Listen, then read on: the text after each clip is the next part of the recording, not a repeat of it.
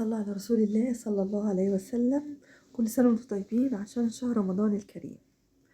وعايزة أقول كلمتين والفيديو تحت بند إلا من رحم ربي. الناس اللي بتمثل على ربنا الدين والإيمان والصلاة والصوم والزكاة وفرحانين إن هم بيعملوا حج وعمرة، وفرحانين إنهم بيصلوا وبيصدقوا وبيذبحوا كل سنة. الناس دول النخبة اللي بتمثل على ربنا، وربنا طبعا بينظر للقلوب وليس للبكش. الناس اللي مقطعين صلة رحم وبيتكلموا على الناس المحترمة اللي هم تاج راسهم، دول بيناموا على المخدة طبيعيين. النخبة دي اللي كتروا في المجتمع المصري بيناموا على المخدة طبيعيين، يعني طبيعيين زينا، مش عارفين ان في جنة ونار، مش عارفين ان في حساب.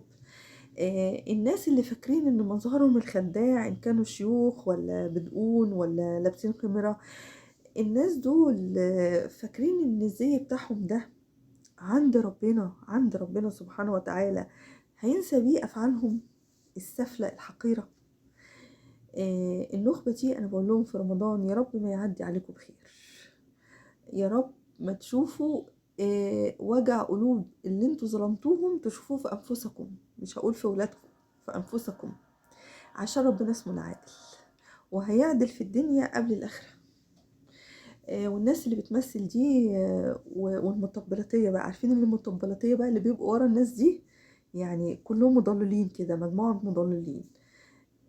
الدين الاسلامي 1 2 3 الكلمة الطيبة صدقة. معرفتش تصدق بلسانك ده يبقى انت مش مسلم، والدين الاسلامي بريء منكم.